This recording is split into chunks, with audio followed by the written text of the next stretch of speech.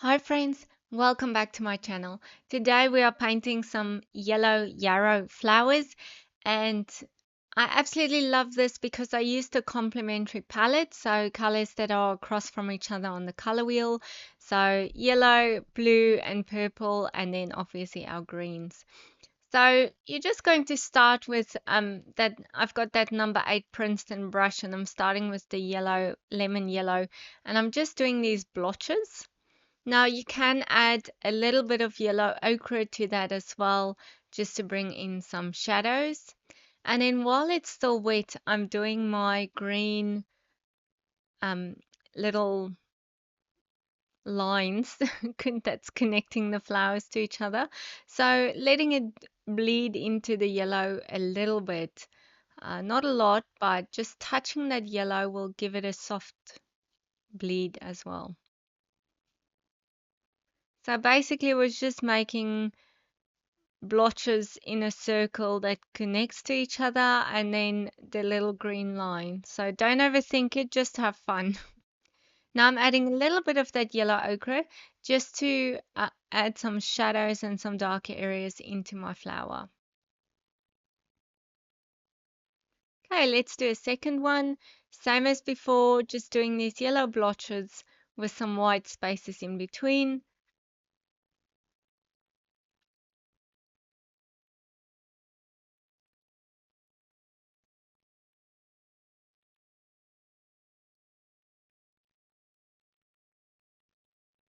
Again, using a liner brush just to do those little green lines, connecting the little flowers with each other.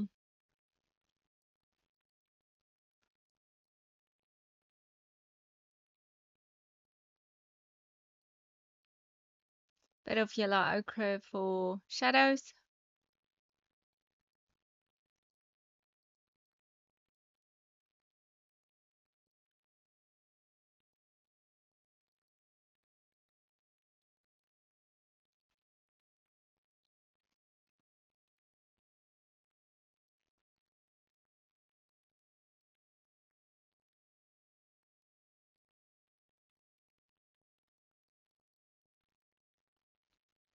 Okay, now let's go in with the blue flowers.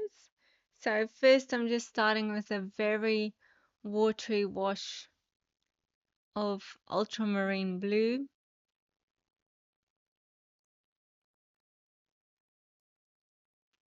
My brush was still a bit dirty from the yellow, that's why it's giving off a bit of a green tint to it, but I quite like it, so that's why I sort of just continued on with it. So we're just making 4 leaf flowers for 3. Mix them up a little bit, don't have them all look exactly the same. Make some of them a bit darker, some of them a bit lighter.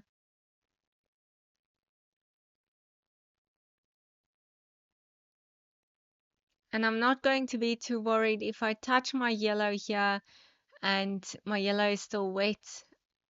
That's okay. I'm not going for perfection on this one. I want you just to have fun and just to keep it a bit more loose.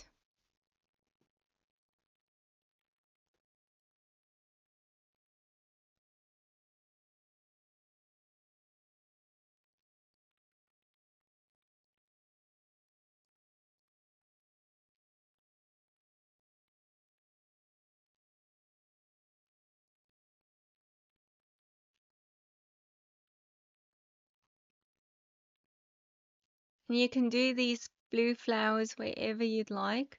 I do have the outline for you in my book and also yeah, in the book. Sorry. The outline's in the book.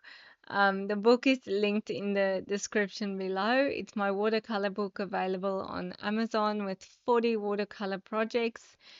So you can get the outlines there as well as step-by-step instructions if you don't always have time to watch the videos or if you just want to follow along in the book. All the instructions are there as well. Okay, now I'm adding just a darker mixture of ultramarine to each one of my flowers just to give them some shadows and some depth. And then we're going to do the background. And the background I've chosen to do in purple because it's a complementary color. And yeah, it will just go well with the yellow and the blue and the green that we have here. So you can also do a couple of leaves. I've done some leaves in forest green. So when I did those little fine liner lines earlier, I used phthalo green, but it's fine for you to use forest green as well, whichever you prefer.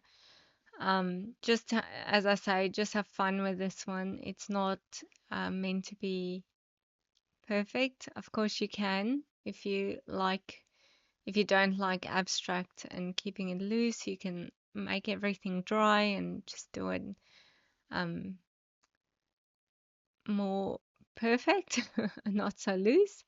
But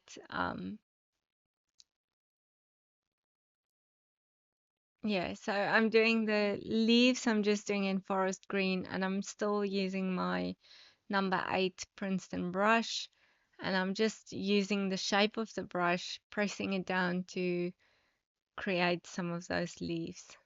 Not gonna overdo it with the leaves. I'm just doing 4. So, and then we'll do the background in a nice purple. So purple, just mixing ultramarine and French vermilion together.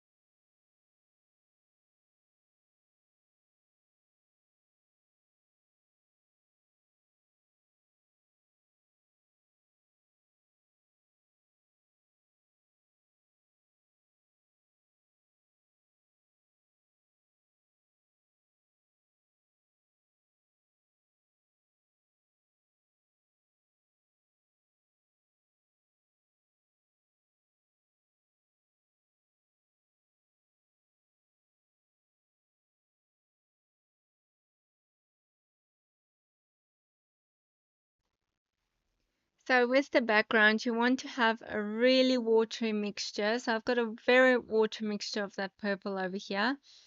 And we want to keep it really watery so that we can spread it quickly and fast before it dries. And if it's watery, obviously it's going to stay wet for longer. Um, so yes, I've just mixed my purple color and I'm just starting at one point and working around as fast as I can so that I don't have any lines that form or dry ahead of the others. So I also kept for this one a bit of a white space around every flower or leaf. It's up to you whether you like it or not. I quite like painting abstract and then doing these backgrounds with a bit of a white line. So it's absolutely your preference. Um, and that's basically it. So once you finish with your background, fill in those small areas in between your flowers as well so that they form part of your background. And that's it. Thank you for watching. Thank you for supporting me, for buying my book, for subscribing to my channel, for following me on social media, whatever way you are supporting my art business. I really appreciate it. Thank you so much and see you again next time.